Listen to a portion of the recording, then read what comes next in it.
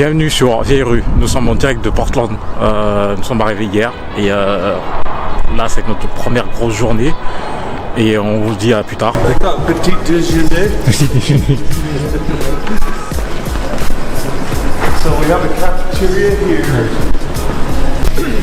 Alors là nous sommes dans le bâtiment Jordan, bah, c'est ouf là, ce qu'on fait là, on est dans le bâtiment Jordan, il n'y a que Jordan les mecs, c'est fou. La personne qui nous a fait rentrer chez Nike, en fait, c'est les designers de chez Nike depuis les années 80. Et elle a plus de 35 ans de boîte. Et ils nous suivaient sur Instagram et de fil en aiguille.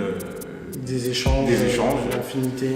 Et un jour, au début, il nous a juste dit, vous avez beaucoup d'articles Nike des années 90, la plupart des articles que vous avez, c'est moi qui les ai designés. Au début, on ne l'a pas cru. On a dit, il raconte n'importe quoi. Après, on a fait des recherches et on a vu qu'il travaillait vraiment chez Nike, il était vraiment designer. Et c'est là, au fil en aiguille, on a commencé à échanger, email, WhatsApp et tout. WhatsApp, Instagram. Les photos qu'on avait des articles, on lui envoyait des photos en DM, en message privé. Il a vu qu'on était vraiment réceptif par rapport à ce tout qu'il faisait en fait. Et tout ce qu'il a designé. Et ce que je vais dire encore, c'est ça, c'est que nous, notre force, c'est que c'est vraiment l'âme du produit en fait. Pourquoi il a designé, par exemple, il a designé ça. Si on va se poser la question, le code couleur, pourquoi il a mis ça là, pourquoi il a fait ça là, pourquoi il a mis la virgulage de ce côté-là, il va pas mettre là. C'est vraiment, nous on est vraiment dans l'esprit de détail du produit. C'est pas juste là les Sharp Nike, non, c'est pourquoi ça a été fait comme ça. Et le designer, il a perçu qu'on a perçu son état d'esprit. Et c'est comme ça qu'on a sympathisé. Et de fil en aiguille, il nous a dit, les gars, venez en fait, on vous invite. Et comme c'était fait à l'arrache, nous on avait rien préparé. On a pris notre micro, notre caméra, on n'a pas fait un plan de ce qu'on va faire. Il y a eu 2-3 maillots aussi en plus et quelques ballons. Quelques casquettes et accessoires. Et ça c'était magnifique parce que il nous a fait notre semaine là-bas. C'est que nous vraiment on s'est dit on va y aller, il va nous faire un tour du campus et on fait une journée et ciao. Et le gars, c'est un amour en fait, il nous a fait notre semaine en fait. On a rencontré le designer actuel des modes du PSG. PSG Jordan, on l'a rencontré. On a rencontré le gars. Ils sont deux, il y a deux designers. On a rencontré le gars qui fait Nigeria. Donc depuis Nigeria 2018 en fait, c'est un anglais, on l'a rencontré. Ouais. Et on a rencontré un autre français, lui.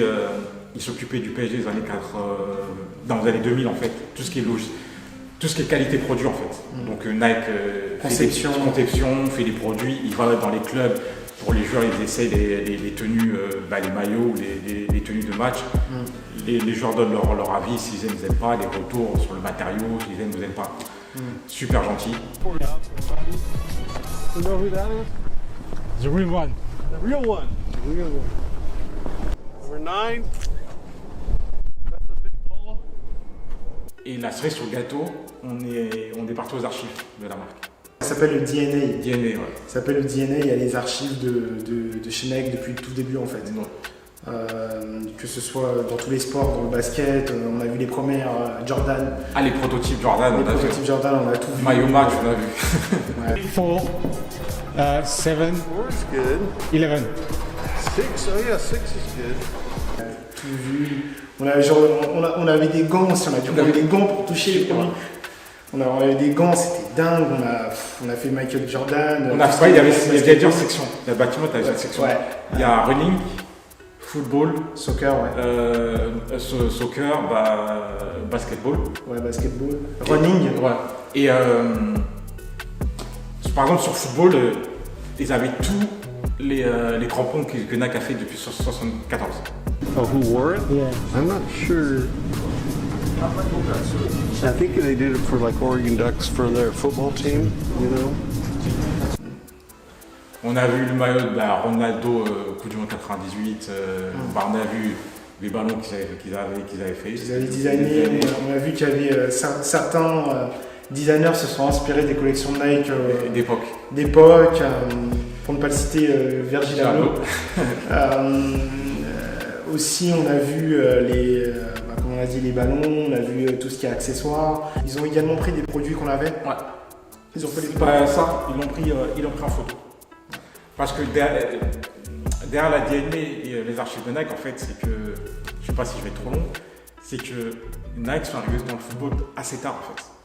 Ils sont arrivés dans le football, on va dire, réellement après 94. Donc ils ont eu la Coupe du Monde aux États-Unis, ils ont dit bon, nous on va préparer 98 et tout. Et en plus de ça, entre temps, il y a eu les JO en 96 à Atlanta.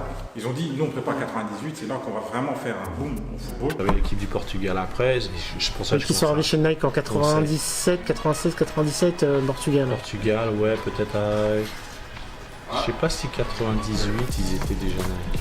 Il me semble que si, parce qu'il y avait déjà Rui Costa, Luis Figo, C'est possible.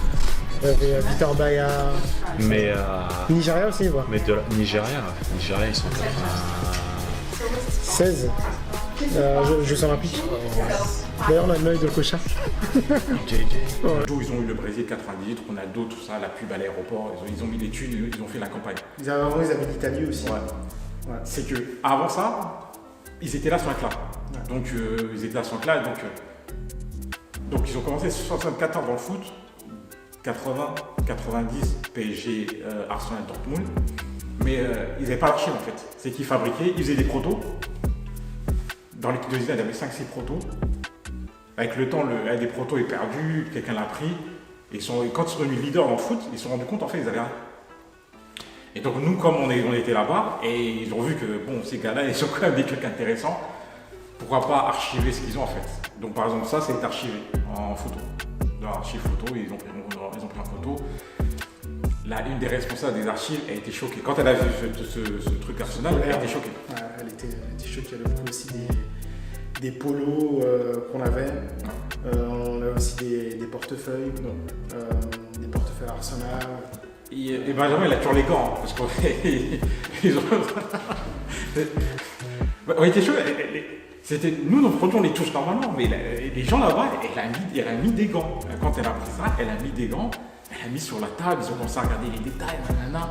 Après, ils sont partis dans leur studio photo. Nous, les produits Nike Football, c'était des produits qui étaient faits uniquement pour l'Europe, en fait. Ouais. Certains produits qui étaient fabriqués directement ici, en Allemagne ou en Angleterre ou en Belgique.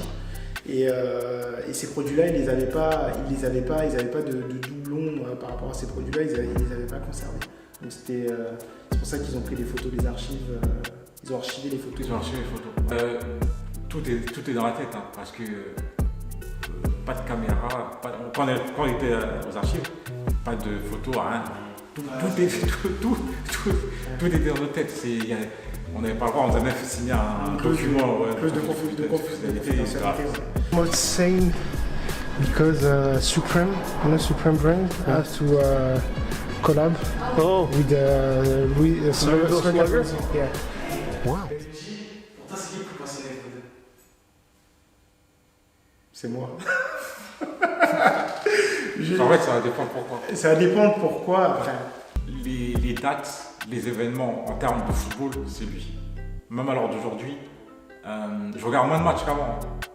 Mais comme j'y joue au foot, je connais le foot, donc le foot intrinsèquement ne change pas. Donc je peux regarder un match, je vais regarder, je vais voir comment ça joue, mais tu me dis citer 1, 2, 3 joueurs, il y a des gens je ne saurais pas, puisque lui par contre, il sait. Par exemple, il y a un mec Tino Werner, tu vois quoi là? Werner de Chelsea.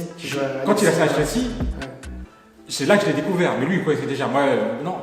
Et après, quand je vois le joueur, je vois quand il joue, je vois à peu près comment il joue, mais c'est vrai que niveau chiffres, date, c'est lui. La passion, ouais. Le sens du détail, diversifier les choses au niveau des vêtements, parce qu'on est d'origine congolaise, hein, donc la SAP c'est vraiment quelque chose qu'on aime. Diversifier, nous comme il a dit tout à l'heure, on n'est pas trop dans la hype. Avoir des collections diverses et variées. Là, on a du ACG, du Supreme, du Nike SB ou du Nike Vintage Urban Jingle. Donc changer et changer par rapport à ça. Je veux dire, oser en fait. Je pense qu'il ne faut pas se mettre de limites, il faut oser faire les choses. Et je pense que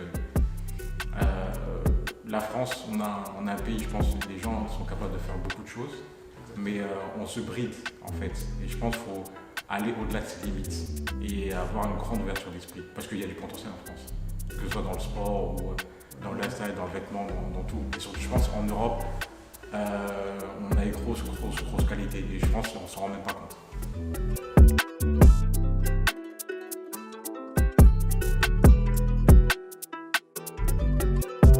C'était Vieille Rue pour le format A4. Pour Golden Generation Sport.